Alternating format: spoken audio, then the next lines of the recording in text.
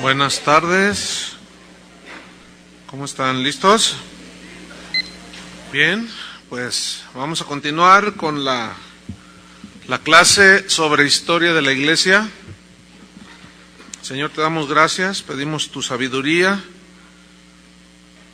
tu denuedo y discernimiento, Señor, que quede bien grabado en nuestro corazón, que aprendamos de esta historia de la iglesia, Padre. Te lo pedimos en el nombre de Jesús. Amén. Bien, estamos con los emperadores romanos que desataron persecución sobre los cristianos. Llegamos a la época de un emperador llamado Severo, Septimio, así se llamó. Era tan despiadado el hombre que los cristianos de ese tiempo creían que era el anticristo, que les había hablado el apóstol Juan, por el odio que manifestó a los cristianos, la hazaña con la que mató a los cristianos. Llegamos al tiempo de Diocleciano. Este también fue un despiadado perseguidor de la iglesia. Él ordenó quemar cualquier escrito que los cristianos hacían.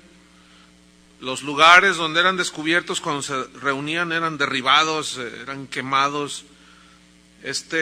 Diocleciano promulgó una ley que todo aquel que era cristiano era despojado de su ciudadanía, ya no tenía derechos, la ley ya no los protegía.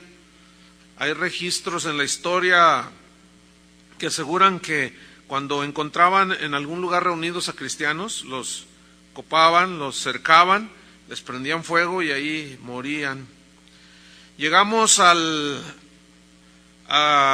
año 312, cuando el entonces general del ejército romano, llamado Constantino, quien posteriormente llegó a ser emperador, iba a haber una batalla entre el ejército romano y una general llamado Magencio, que comandaba las tropas enemigas. Pero dice la historia que el número de los enemigos de los romanos en ese momento, en esa batalla, casi los doblaban en número. Entonces, pues estaban preocupados, y aquí hay un hecho que marca la historia, y dice que la historia que antes de esta batalla, Constantino vio en el cielo una cruz así en el horizonte, no sé, las nubes o una señal, dice él, que decía: por esta cruz vencerás. Entonces él era un pagano, entonces cuando ve la cruz de los cristianos, él sabía quiénes eran los cristianos, por supuesto. Entonces dice la historia que él dijo: bueno, pues en el nombre del Dios de los cristianos. Entonces pues gana la batalla y aparentemente hay una conversión de Constantino. Digo aparentemente porque su vida ya, cuando la estudias, es más de tarea, bueno, o los que tengan internet, que tengan acceso, lean la biografía de Constantino y se van a dar cuenta que de cristiano tenía casi nada. Mandó matar a uno de sus hijos porque su segunda esposa le dijo que le quería quitar el trono, entonces se la creyó y le mandó a dar cuello. Entonces imagínate qué cristiano, ¿no? Bueno, entonces, en el año 313, cuando Constantino, llega al trono, ¿sí? En 323 sube al trono y junto con él eleva al cristianismo como la religión oficial del Imperio Romano. Entonces allí comienza el deterioro de la iglesia. ¿Por qué? Porque la persecución había mantenido a la iglesia libre de gente. Pues ¿quién quería ser cristiano si era casi pena de muerte, no? Entonces estaba el cristianismo libre de gente con otras intenciones. No había deseos de ganancia deshonesta. Los cristianos eran reales, eran al 100%. No eran hechos en China, ¿verdad? No eran ficticios, eran de a de ver, porque ellos sabían que ser cristiano podían pagar con su vida. Entonces comenzó el deterioro de la iglesia. Fíjate, esto fue en 323, y hacemos así rápido hasta el 2008, pues la iglesia sigue infiltrada. Estamos viendo un panorama así de lo que sucedió durante estos casi 2000 años de historia de la iglesia. Hoy estamos infiltrados por todos lados. Como no hay persecución, no, pues estamos infiltrados en la música. ¿Saben que hay productores que no son cristianos que están produciendo música, entre comillas, cristiana?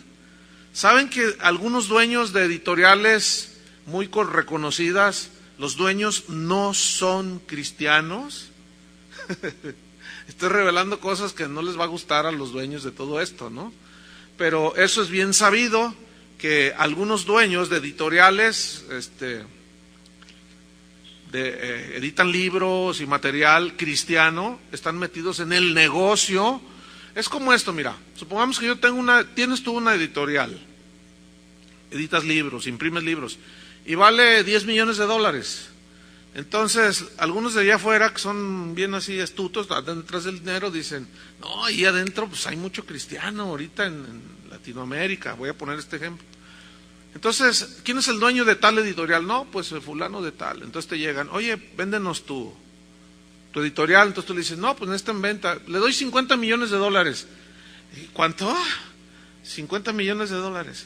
Es como cuando construyen un Sams, por ejemplo, y necesitan un terrenito de 200 metros que está ahí, porque al lado está otro de 3 hectáreas, ¿no? Y ese está impidiendo.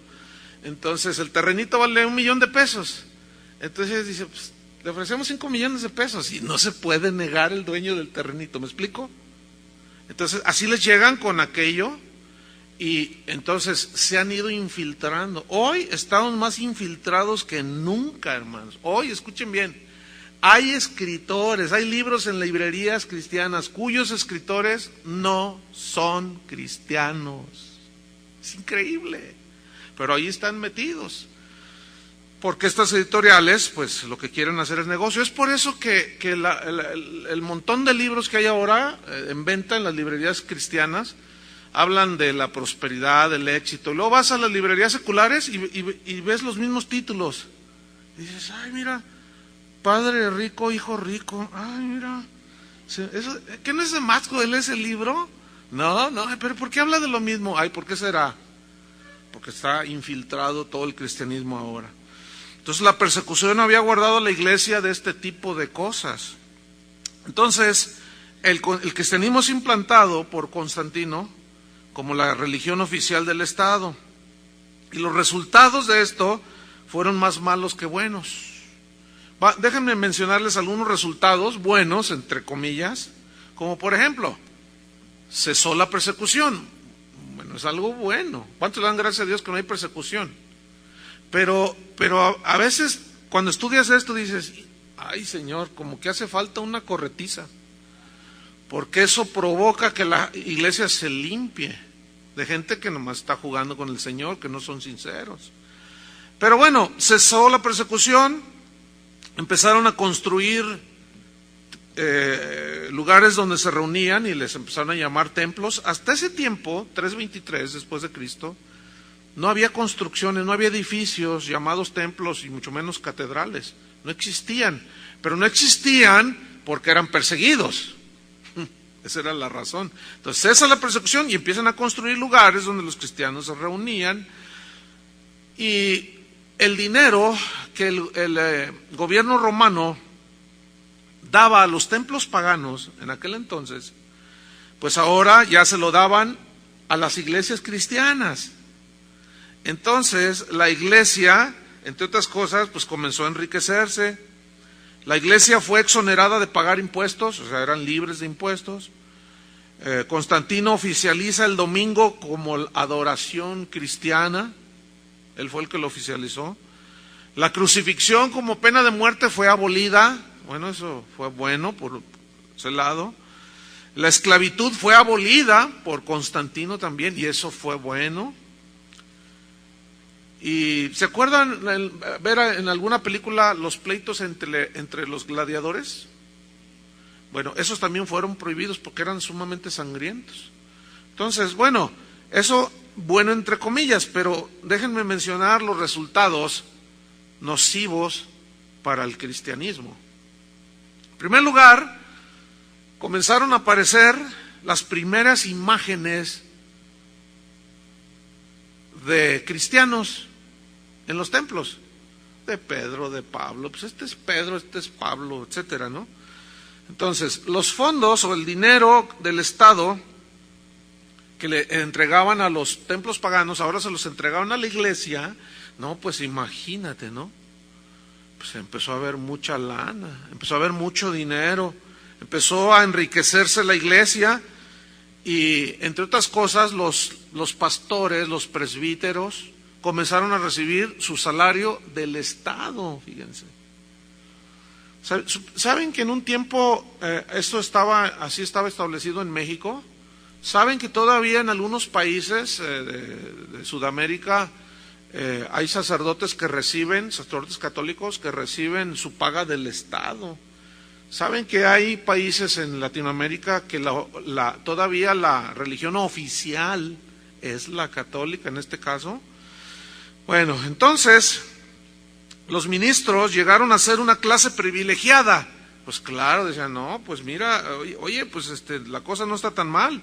Esto provocó que hombres no convertidos, no nacidos de nuevo, ambiciosos, se introdujeran en puestos de liderazgo dentro de la iglesia, por todo aquello que había muy atractivo, ¿no? Que era el dinero. Todos querían ser cristianos, entonces, ya para obtener los beneficios del Estado. Y oye, se hizo como una moda, ¿no? Que es muy parecido a lo que sucede hoy. Hoy como que es una moda ser cristiano, ¿no? Vemos en la televisión los artistas, soy cristiana, dicen, y bueno, ya, ¿para qué digo más? Ustedes han visto eso, ¿no? Es como, dicen que son cristianos, pero pues sus hechos demuestran muchas cosas que son contrarias. Entonces, hombres corruptos, ambiciosos de poder, ambiciosos de cosas materiales, de poder político, infiltran la iglesia, se meten dentro de la iglesia. Los servicios de adoración, las reuniones que tenían los primeros cristianos, se comenzaron a hacer espectaculares, pomposas. ¿Han visto las películas? Y ustedes, bueno, ¿han visto los trajes que usan los religiosos?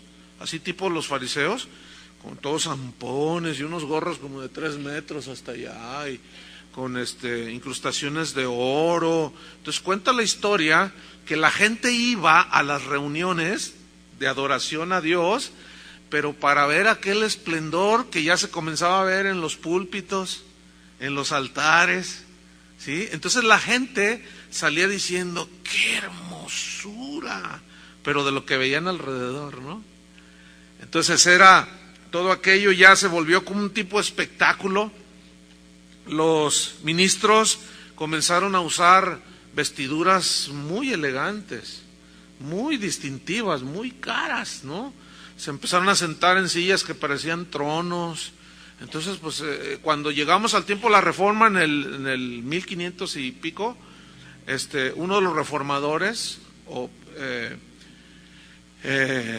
dice la historia, John Hus, dice la historia que él era un sacerdote católico, se ponía fuera de los templos y cuando salían de aquellas supuestas reuniones de adoración, dice que predicaba con todo aquel hombre, ¿no? Y decía, ustedes no vienen a adorar a Cristo, no vienen a ver a Cristo, no quieren nada de Cristo, vienen a ver a todos esos, decía, que exhiben su elegancia y su suntuosidad.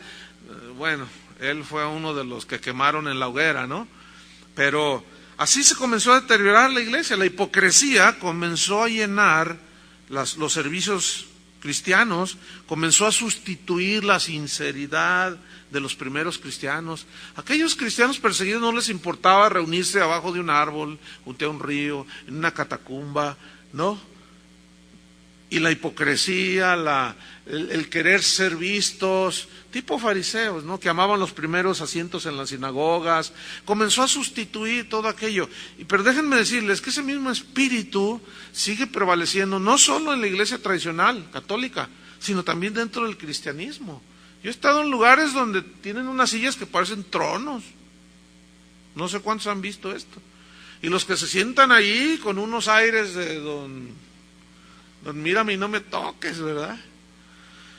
Con una suntuosidad. Hoy hay predicadores, o sea, tú puedes verlo en el internet, que presumen sus vestiduras o sus trajes Hugo Boss de $5,000, presumen sus casas en Italia, en el Mediterráneo, presumen sus jets, dicen que la corbata que traen les costó $200, $400, la camisa de $400, zapatos de $800. No quieren ser como yo, próspero, dicen. O sea, es el mismo espíritu que sigue prevaleciendo. ¿Por qué? Porque esas son cosas de la carne, que no tienen que ver nada con la espiritualidad ni el cristianismo. Entonces comenzaron a introducirse prácticas paganas dentro de la adoración cristiana. Es así como en ese tiempo comienza la adoración a la Virgen María, cuya adoración sustituyó al culto a Diana y a la Venus de los paganos. Entonces el que anteriormente era un predicador, un anciano, alguien que cuidaba el rebaño de Dios, fue sufriendo una transformación y llegó a ser el sacerdote en aquel tiempo. Cuando, ustedes están recibiendo una clase del sacerdocio, nos damos cuenta que el sacerdocio levítico finiquitó, pero ahora en Cristo Jesús todos somos sacerdotes y tenemos entrada libre para ofrecer sacrificios. Entonces, la santidad de aquellos perseguidos cristianos fue sustituida por la ambición, por el orgullo, la arrogancia. Entonces resultó más una maldición que una bendición cuando cesó la persecución y cuando el Estado y la Iglesia se casaron. ¿Qué nos enseña esto, hermanos? Pues que el Estado y la Iglesia deben de estar separados. Jesucristo jamás dio un mensaje político. Jesucristo jamás habló de política, aunque el pueblo judío esperaba un Mesías político. Por eso muchos se desilusionaron cuando decían, no, pues que me van a matar. ¿Cómo? Pues que no eres el Mesías. No, entonces no te queremos. Ellos querían un líder político. Ellos interpretaban las profecías del Mesías como un Mesías político. Y cuando Jesús viene y dice, no, pues que de tal manera amó Dios al mundo y que por amor Dios dio a su Hijo. ¿Y qué es esto? No, ellos querían que sacara la espada, ¿no?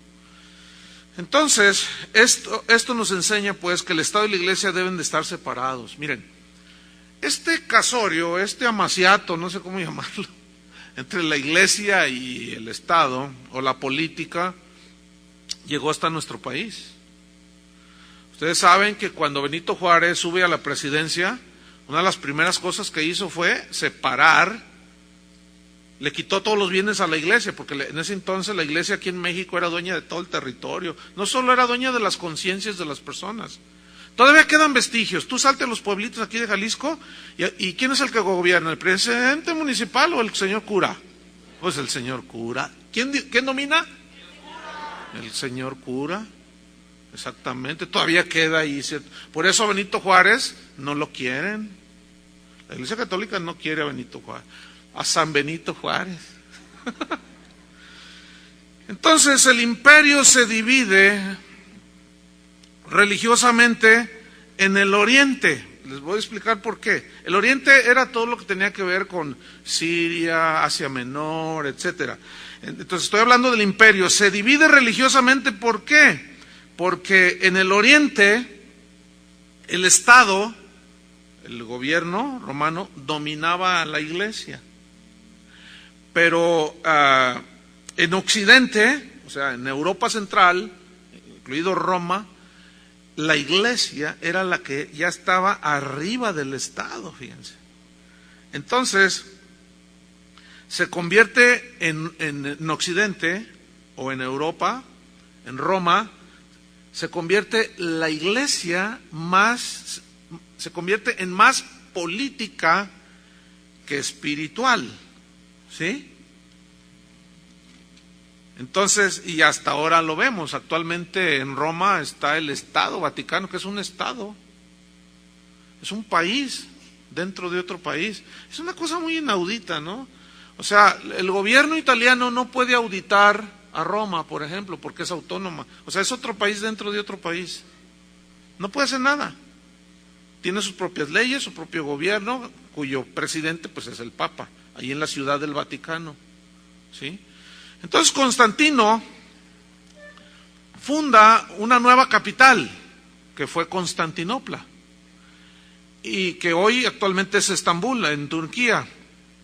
Y la iglesia en Oriente, pues, aunque era reconocida, pero estaba sometida al Estado.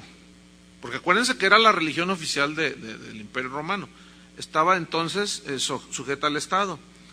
Y el problema fue que los posteriores emperadores, dice la historia, después de Constantino, no fueron tolerantes con las demás religiones. O sea, Constantino oficializa el imperio, la iglesia, el cristianismo como la religión oficial, pero también era tolerante con otras religiones. O sea, tenía un sentido de democracia, vamos a ponerlo así. Pero resulta que los emperadores que siguieron, uno de ellos fue su hijo, no era tan tolerante con los paganos. ¿Qué produjo esto? Que confiscaran los templos paganos, confiscaron los bienes de los paganos, y el Estado castigaba con cárcel al que practicara ritos paganos. ¿Qué significa esto, hermanos? Pues que el cristianismo empezó a forzar, por medio del Estado, empezó a forzar a los paganos a ser cristianos. Pregunta, ¿es bíblico esto? ¿Se puede forzar a la gente a creer? No. Cuando los españoles, lo sabemos, llegaron a México, llegaron pues en nombre de la reina ya de España y todo el asunto, pero junto con ellos venían los monjes, los frailes, y estos implantaron el catolicismo a filo de espada. Digo, la historia no miente, ¿verdad? Entonces, un montón de paganos, o se convierten o les damos. Salió un verso, ¿verdad? Paganos, o se convierten o les damos. No, pues los paganos tenían toda su idolatría, todos sus dioses paganos, entonces, pues a filo de espada, ¿verdad? Y también sustituyeron la Virgen por esta, ¿cómo se llama? La Tonantzin, y en fin, eso ya es otro asunto que tal vez tocaremos más adelante. Entonces, ¿qué sucede? El hijo de Constantino, cuando sube al trono, pone pena de muerte al que no sea cristiano. Hazme favor. Es decir, que el paganismo quedó, entre comillas, exterminado. Entonces, entre comillas también, el cristianismo triunfó contra el paganismo. Pero eso era una cosa ficticia.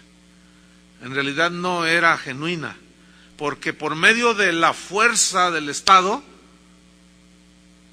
la gente tenía que ser cristiana, debían de ser cristianos, pero a la fuerza.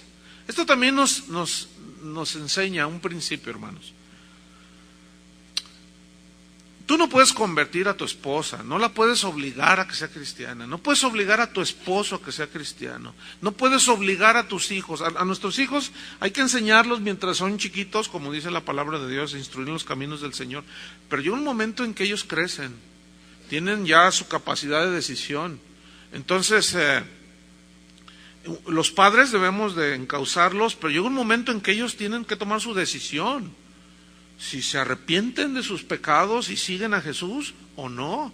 Y ahí es donde algunos cristianos o muchos cristianos no sabemos en determinado momento qué hacer y forzamos a nuestros hijos a ser cristianos. Ahora, cuando tú entiendes este principio que no puedes forzar a nadie, entonces cambias tu actitud y ahora te volteas hacia Dios y comienzas a orar por tu hija, por tu esposo, por tu esposa.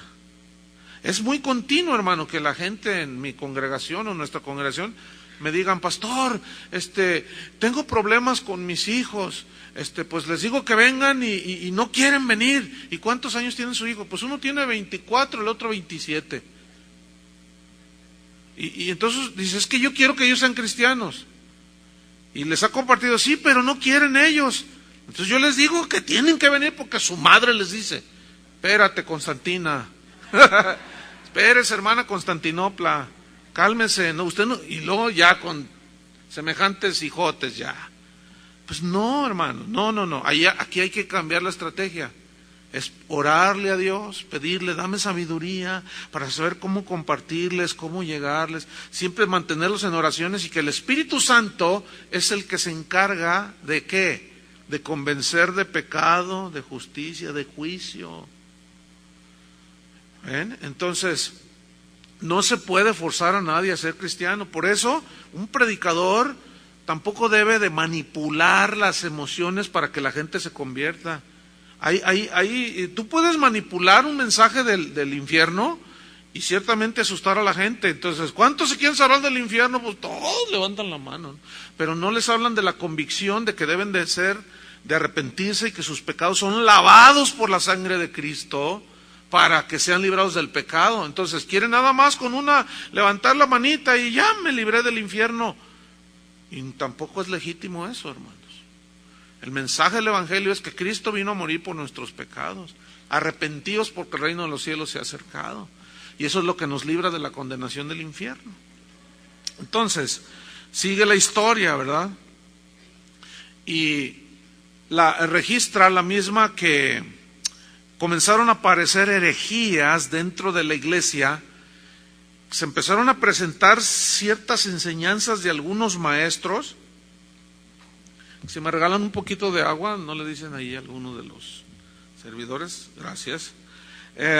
Comenzaron pues a surgir ciertas herejías, enseñanzas contrarias a lo que habían enseñado Jesucristo y los apóstoles. Juan, Pedro, Pablo, los escritores del Nuevo Testamento, todos advirtieron en el primer siglo, ellos ya lo veían venir, el Espíritu Santo les había revelado, les había mostrado, y ellos escribieron. Por ejemplo, Juan en primera de Juan 4:1 dice que no creáis a todo espíritu, sino probad los espíritus. O sea, significa a los maestros. Si son de Dios y lo que vienen enseñando es acerca de Dios, y ya comenzaban a surgir herejías. Pues aquí, cuando el cristianismo se comienza a relajar, la gente empieza ya a estar tranquila, empiezan a tener dinero, sobre todo los líderes, se comienzan a relajar y comienzan ciertas herejías. Por ejemplo, se presentaron 3 durante esta época, después de que el cristianismo es oficializado en todo el Imperio Romano. Aparece una herejía porque un monje, no, todavía no eran monjes, todavía no parecía el monasticismo, más bien un presbítero, un anciano, un predicador, llamado Arrio, comenzó a enseñar que Cristo, Arrio, con doble R, Arrio, y su enseñanza se conoció como arrianismo, ¿sí? Y él comenzó a enseñar que Cristo era superior a los seres humanos, pero inferior a Dios. ¿Por qué? Porque enfatizó la humanidad de Jesús. Pero como su humanidad fue perfecta, entonces él dedujo, con aquella sabiduría que les contaba, de que Cristo era mayor que los seres humanos por su perfección humana, que vivió sin pecado, pero no llegó a ser Dios, ¿sí? Entonces a esta herejía se le conoció como arrianismo. Entonces comenzó a enseñar que Jesús es creado, que no es el eterno, que el Hijo de Dios no es eterno. Bueno, esta herejía que surgió después del año 300 y pico, y fracción, gracias, es exactamente la misma doctrina básica de los testigos de Jehová. Es la misma. O sea que el primer testigo de Jehová fue Arrio, con esa doctrina que rebajaba a Jesús, no, decía que no era Dios. Entonces, pues esto provoca que Constantino, esta herejía, acuérdense que pues casi él era el que pues, dirigía la iglesia, ¿no? Entonces Constantino, a causa de esta herejía del arrianismo, provoca que convoque al concilio de Nicea en el año 325, donde se origina y nace el famoso credo niceo o niceano, o conocido mayormente como el credo de los apóstoles. ¿Cuántos saben el credo de los apóstoles? ¿Cómo dice? Creo en Dios Padre Todopoderoso, Creador del cielo. No, hasta dormido me lo... Pues sí, pues es que todos venimos de allá. Y o la mayoría, ¿no? Entonces, allí es donde nace y donde establecían que Jesús era de la misma sustancia que el Padre, no creado, de la misma sustancia que el Padre, ¿sí? Dios de Dios, etcétera, ¿no? Ustedes conocen el credo. Entonces, ahí nace el credo de los apóstoles. Posteriormente fue modificado, así como la Constitución mexicana, que los políticos, según se la acomodan, así les gusta. No, pues vamos a enmendar el artículo 23, vamos a enmendar el... Entonces, así cambiaron, como cambian algunos la palabra de Dios como si fuera la Constitución de México, que todo el mundo la manosea, ¿no? Entonces, después le añadieron, creo, en una iglesia santa, católica, apostólica y romana. O sea, le añadieron ya todo eso al original credo de Nicea, que originalmente no tenía esa parte. Entonces, resulta que el hijo de Constantino, cuando subió al trono, resultó con que era arriano. O sea, creía en la doctrina de Arrio, que Jesús no era Dios, pero que era un gran hombre, ¿no? Distinto a los demás. Y desata una persecución contra los cristianos que rechazaban esta herejía. Qué increíble, ¿no? Es decir, que la iglesia se convirtió en perseguidora de la iglesia. Luego, primero eran los paganos, ¿verdad?, que les daban con todos los cristianos. Después, fíjense cómo se va desarrollando todo. Y ahora ya eran cristianos contra cristianos. ¿Cómo se llamó el hijo de Constantino? No tengo el dato, porque tuvo varios, pero te lo voy a investigar y se los digo, ¿ok? Para no decir que fue Juan Camaney. Es que son Constantino I. Alguien dijo, si nos ayudó, Constantino I. Bueno, ok, luego lo investigamos eso. Entonces, resulta que la iglesia se convierte en perseguidora de la iglesia. Y pues, déjenme decirles una cosa, hoy sigue el mismo asunto. Hoy trata de vivir el evangelio de Jesús y dentro de la misma iglesia están los primeros perseguidores. Te empiezan a atacar, te empiezan a decir, te empiezan a calumniar, te empiezan a decir cosas. Bueno, ¿qué será eso? Puras obras de la carne. Después se presenta otra herejía. Todo esto se conoció como controversias. Viene otra que también fue muy, cimbró el cristianismo de aquel tiempo, y otro obispo o presbítero llamado Apolinario comenzó a enseñar que Jesús no fue humano, sino solo Dios, o sea, a lo contrario al arrianismo. Es decir, enfatizó, esto se conoció como apolinarismo, y era contrario al arrianismo. ¿Por qué? Porque enfatizaba solo la divinidad de Jesús y se olvidó de la humanidad de Jesús. Entonces decía que el cuerpo de Jesús era, era como ver un fantasma, cosas muy raras, ¿no? Entonces se convoca en el año 381 al concilio de Constantinopla, así se llamó, concilio de Constantinopla. Que era un concilio, se juntaban todos los líderes de la iglesia para discutir las cosas que estaban afectando a la iglesia. Entonces, como todavía había gente que tenía temor de Dios, todavía había gente en ese tiempo que de verdad seguía la palabra de Dios, pero ya estaban infiltrados, ¿sí? Aún así, fíjate, en el 381, en el concilio de Constantinopla se rechazó esa herejía, porque es una enseñanza muy extraña, ¿no? Como que el cuerpo de Jesús no era real. O sea, lo que miraban los apóstoles era como un gas, dicen los testigos de Jehová también, que era un cuerpo como un fantasma, ¿no? Y que nada más era Dios. Lo que veía en el cuerpo, pues no era. Cosas muy raras.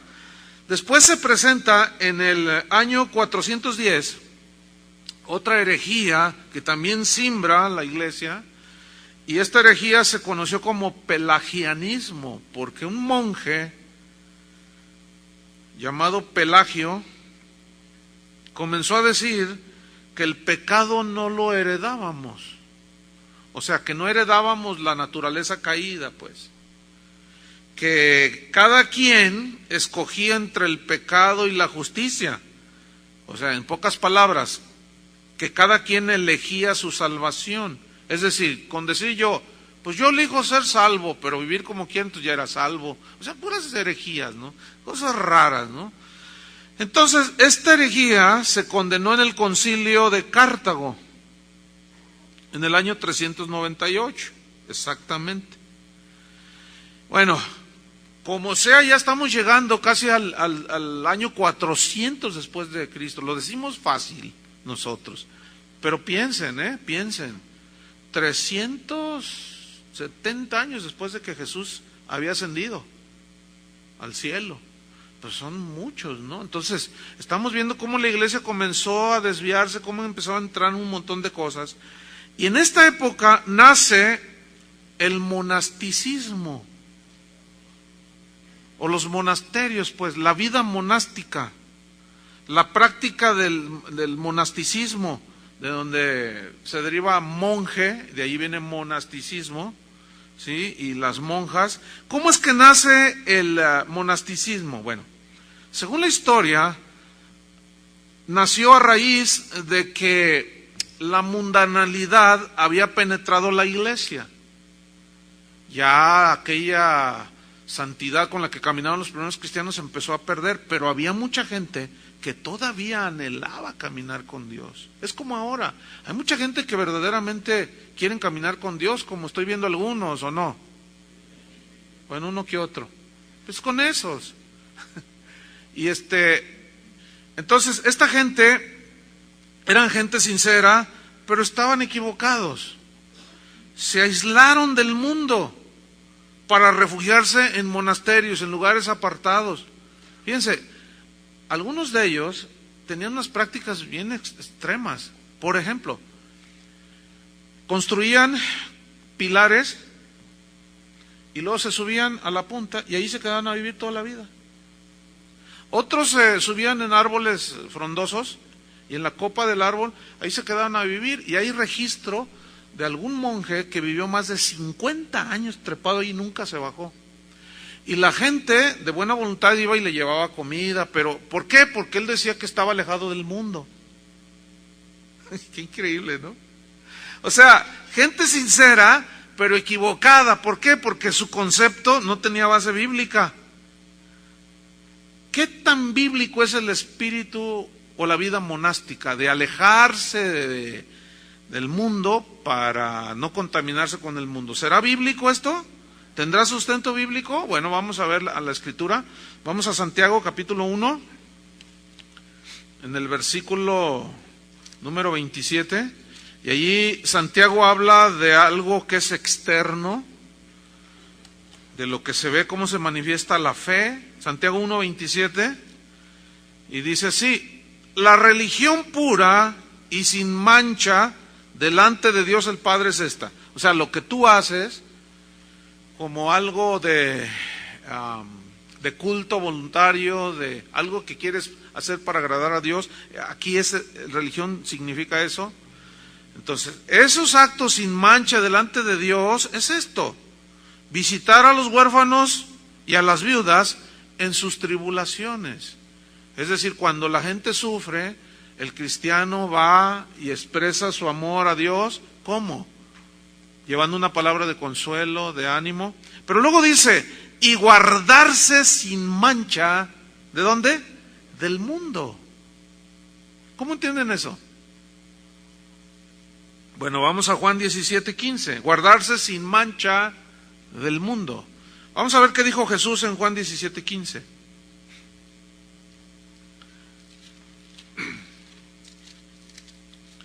Jesús está orando aquí en Getsemaní, la oración por sus discípulos, y dice en el 15, no ruego, él está orando, no ruego, pongan mucha atención, no ruego, Padre, que los quites del mundo, no, sino que los guardes del mal, es decir, que los protejas del mal que hay en el mundo. ¿Están notando que la oración de Jesús es muy clara? Sin embargo, se empezó a dar esta cosa dentro del cristianismo, que gente que de veras amaba a Dios, pero que les faltaba fundamento bíblico, se empezaron a vivir la vida monástica. Cuando Jesús había dicho, ustedes son la sal de la tierra, ustedes son la luz del mundo. Una luz no se puede esconder, se pone encima para que alumbre a los que están alrededor. Así dijo, ahorita lo leemos. 1 Corintios 5, 9. Fíjate, parece como que desde el primer siglo Pablo ya percibía esta tendencia equivocada, aunque sincera, lo cual prueba que la sinceridad no garantiza que estés haciendo la voluntad de Dios. La gente que se va de rodillas con una penca de nopal en la espalda, lo hace con sinceridad. Sin embargo, ¿será un sacrificio agradable a Dios? No, bíblicamente no. Católicamente sí, pero bíblicamente no. Y a nosotros lo que nos interesa es la Biblia. Entonces hay gente dentro del cristianismo actual que tienen prácticas sinceras, fíjense. Hay muchos que de veras son sinceros y creen que están al diablo. De veras, no, y hay un montón de prácticas que detrás de eso hay una actitud sincera, pero están sinceramente equivocados en muchas de esas prácticas. Ya desde entonces, ahora fíjate, vamos a 1 Corintios 5, 9. Pongan mucha atención, esto es en el primer siglo, ¿sí? Dice, os he escrito por carta, les dijo Pablo, que no os juntéis con los fornicarios. Pero algo pasó que ellos entendieron mal, porque les dice en el 10, no absolutamente con los fornicarios de este mundo, o con los avaros, o con los ladrones, o con los idólatras, pues en tal caso os sería necesario salir del mundo. Y fíjate Pablo lo que les aclara, más bien os escribí que no os juntéis con ninguno que, llamándose hermano, fuere fornicario, o avaro, idólatra, maldiciente, o borracho, o ladrón. Con el tal ni aún comáis. O sea, ellos ya como que se deja ver desde ese tiempo ese deseo de salirse del mundo para no contaminarse, pero equivocadamente.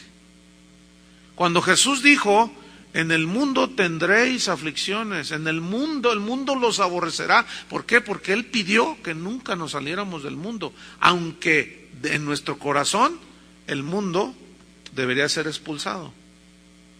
Entonces resulta que los monasterios se llenaron de hombres y de mujeres sinceras y sinceros, que pensaron que se estaban alejando del mundo, pero ignoraban que el mundo lo llevaban dentro, que lo llevaban acá dentro en el corazón y en su naturaleza. Y es así como, bueno, aquí en México hay cada historia de monasterios, de claustros, de que encontraron ahí una fosa común con, ay Dios, 150 esqueletos de bebés, y de dónde, pues es, y túneles de donde el lado de los hombres pues se comunicaba donde estaban las monjitas, y bueno, ustedes ya saben todo lo demás que pasó. ¿Por qué? Porque el mundo siguió allí, ¿verdad? Entonces, aquí hay una aplicación espiritual también, hermanos. Nosotros debemos de estar en medio del mundo, hermano. Pero ¿qué es lo que hacemos? Cristianizamos todo. O sea, nos da por el mismo espíritu monástico. Es así como comenzamos con cosas como el café cristiano, la escuela cristiana, el cine cristiano, el hotel cristiano. ¿El qué? ¿Saben que esa tendencia es de la carne?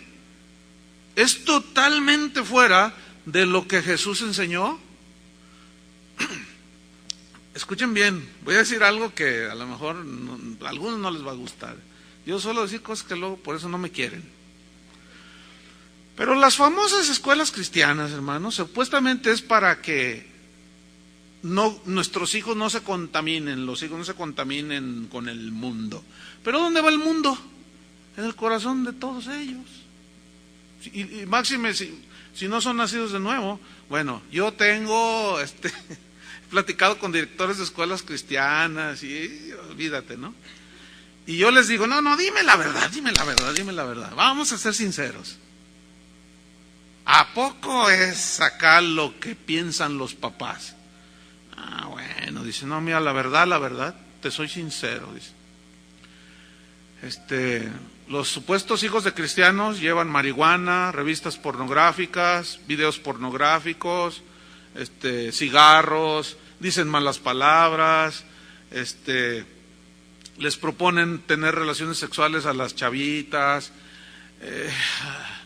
Dice, la verdad uno de ellos, fíjense, les voy a decir algo, uno de ellos me lo dijo. Y él es director de una de las escuelas allá en el DF, no voy a decir el nombre, no tiene caso en este caso. Es director de una escuela cristiana que pertenece a una congregación, y él me dijo, ¿sabes que yo saqué a mis hijos de la escuela? Y se me echó encima el pastor y todos los líos. Oye, ¿cómo? Miren, es que en primer lugar tengo problemas con ellos porque mis hijos están hartos de la iglesia. ¿Cómo que hartos de la iglesia? Porque su chavo, en ese entonces de 15 años, le dijo, papá, yo estoy harto de la iglesia, todos los días voy a la iglesia. Porque suele ser que la escuela cristiana son los salones que usan en la escuela dominical.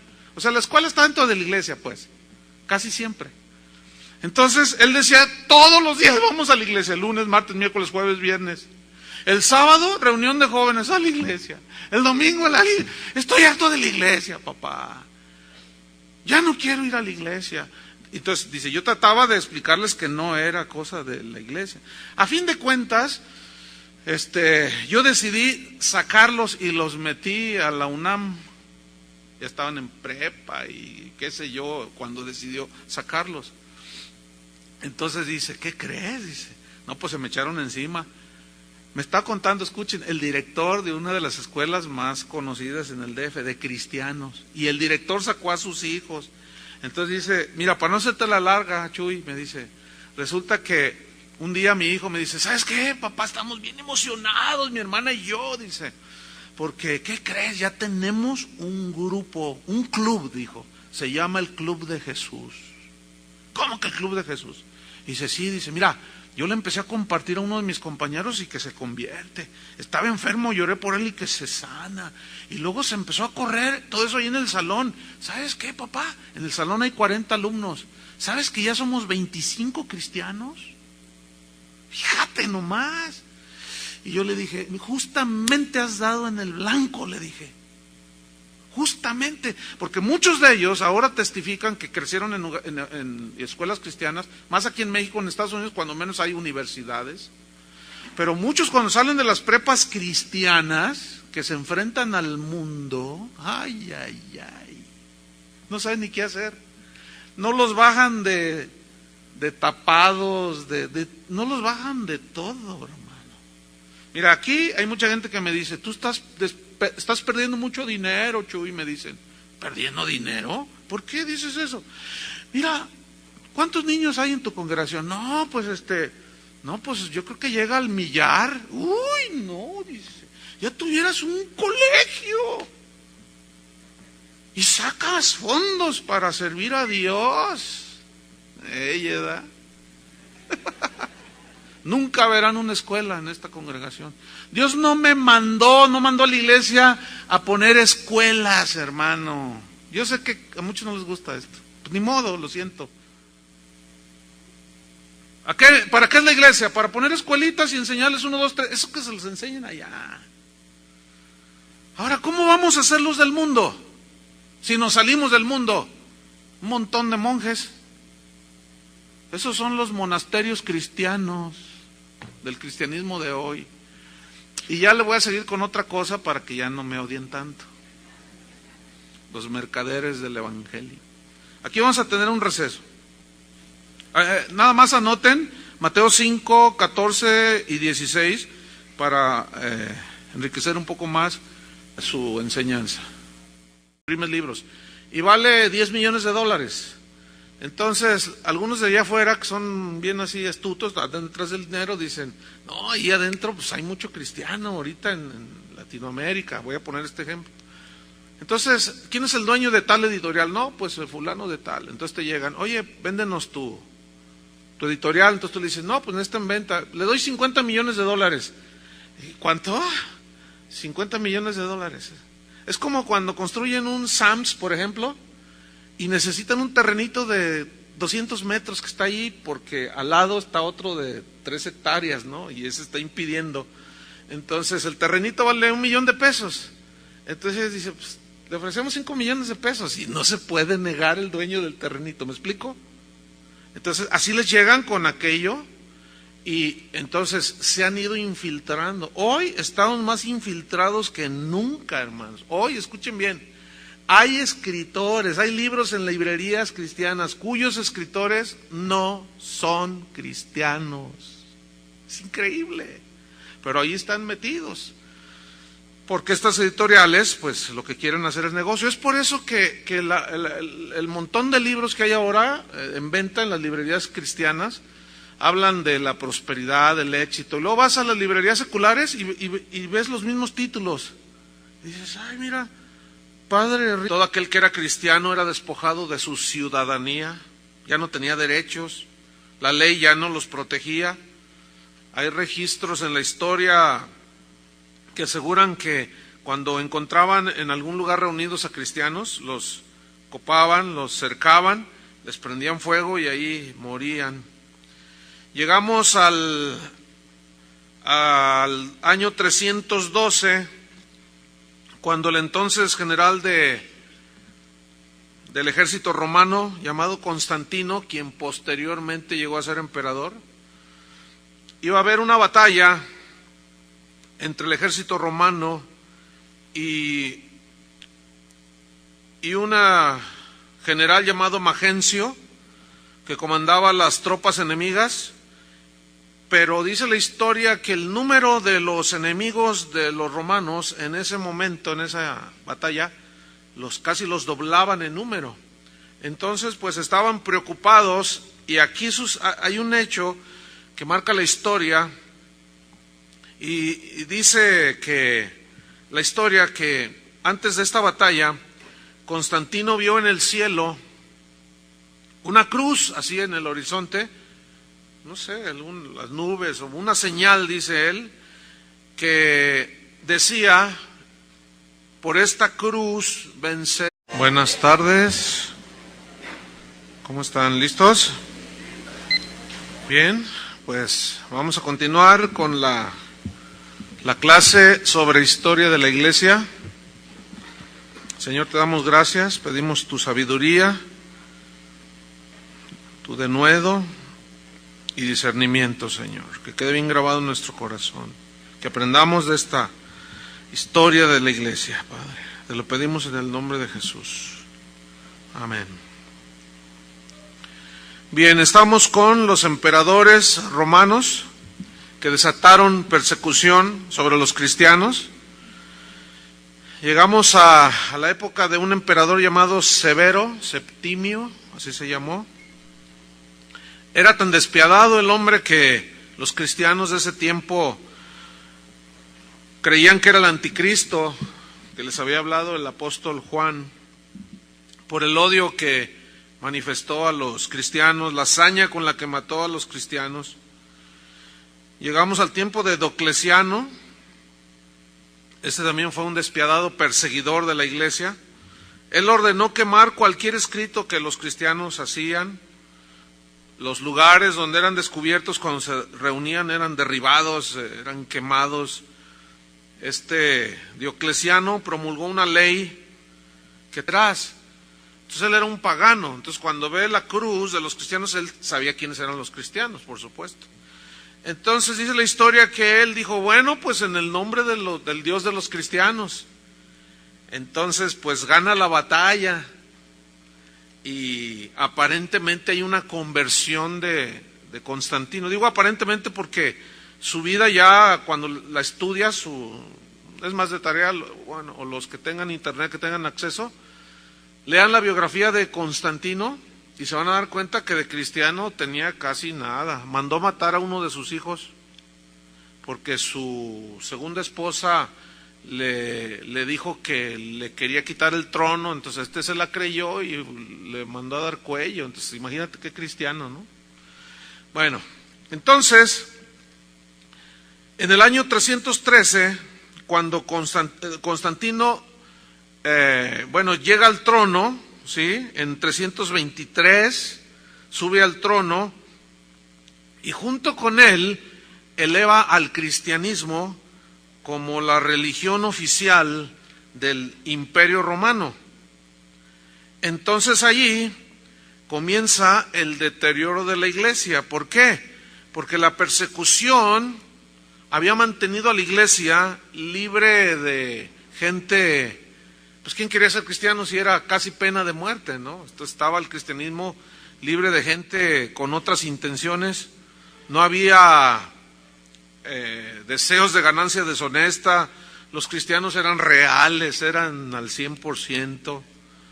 No eran hechos en China, ¿verdad? No eran ficticios, eran de a deber, porque ellos sabían que ser cristiano podían pagar con su vida.